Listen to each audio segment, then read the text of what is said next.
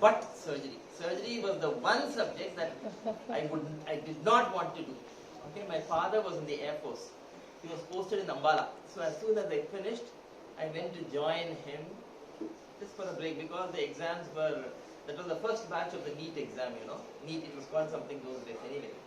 So it was that year's version of NEET. And so that was supposed to be sometime in December. I finished in August. So I went to Ambala. And then my father had to go to Srinagar. And I tagged along with him. So Srinagar, he had a friend, Wing Commander Bala. So we went to visit him. His wife, Uma Bala, was a surgeon in the Air Force. Alright? And when we went there, she was nowhere to be seen. We spent the evening, we had dinner, and we almost left, and she landed up. She in that Air Force vehicle, blue color, it used to be blue with that, yeah. And she lands up, and so she's come, so we'll go back inside. So she said she'll make coffee for us, and so she calls me, come, let me. So she's asking me, what do you want to do? I say, I want to do obstetrics, I want to do pediatrics, I want to do general medicine, I want to do. And then she looks at me and says, you have to decide what you want. Surgery and medicine, for example, are totally different ball games. And she said she was supposed to be with us that evening, but she got a call because Srinagar used to treat civilian emergencies. And so she had a head injury with an extradural hematoma. She had somebody with a chest trauma, and then she had somebody with a perforated discus. And she explained to me why she chose to do the chest. Now thinking back, I think she must have probably put a intercostal drain. Okay, but she said she did the chest trauma first, chest injury first, and then she did the abdominal injury, and then she did the craniotomy. She explained. And you know, I just looked at her, I listened to her. She had small gold earrings. Okay, and when she would speak, those earrings would dangle. I was just mesmerized by her. Simply bowled by her. And so when I came back, that was the time when I was filling up the entrance exam forms. And so I was undecided what specialty to write. So my father said, let's go and come back. And when I came back, we had to give 6 choices. I wrote surgery. So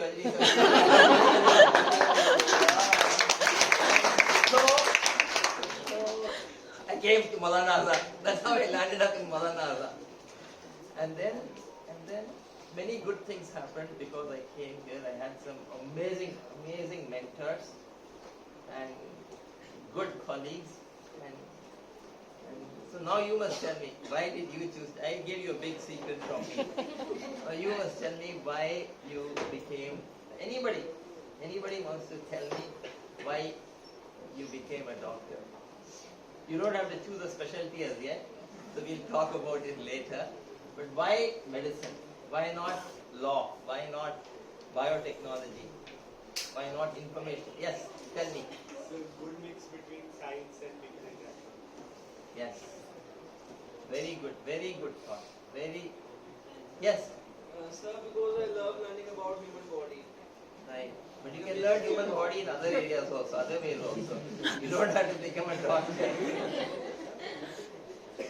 Okay, what else? Anybody? Yes.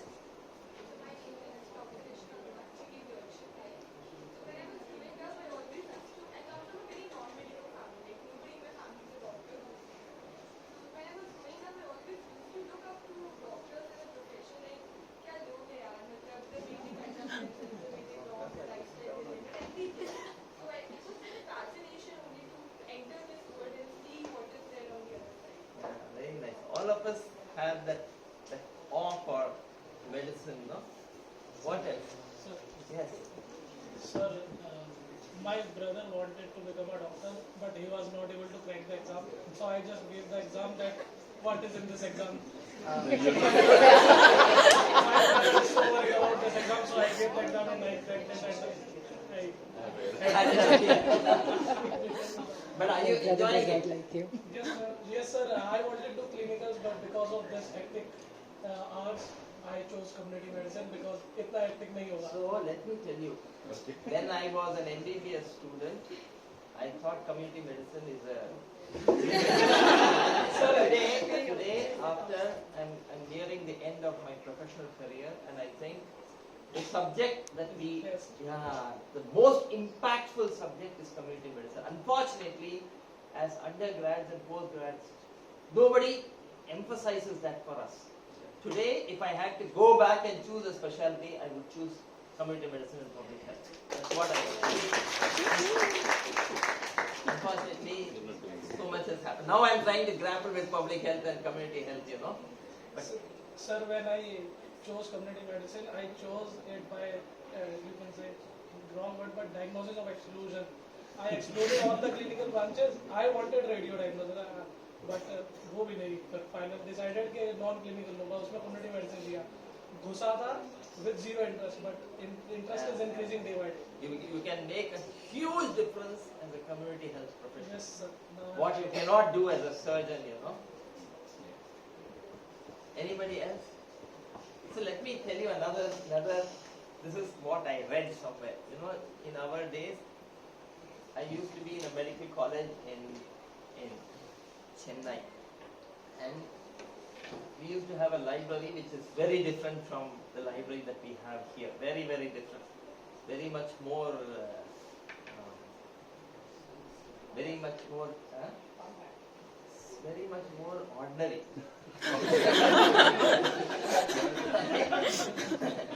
There used to be a book called Cecil's Textbook of Medicine. I don't know if it still exists. Okay, it used to be a fat book, and we used to, as undergraduates, nobody, you know, we wanted to be Harrison and we wanted to Cecil and we want, and then in Cecil's textbook, those first few pages were devoted to a whole lot of what he said, no, about people and about communication and about different aspects or different attributes that a physician could cultivate. And there I read a story about this physician in some small town America.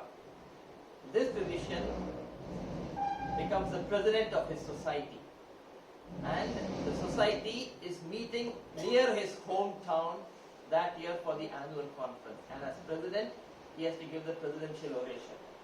Now for most of us who work in small towns, you know, that could be the biggest, highest point of our career. So this man is very happy, very keen, and so he dresses up, bow tie, everything, and he goes there with a paper that he's going to read out.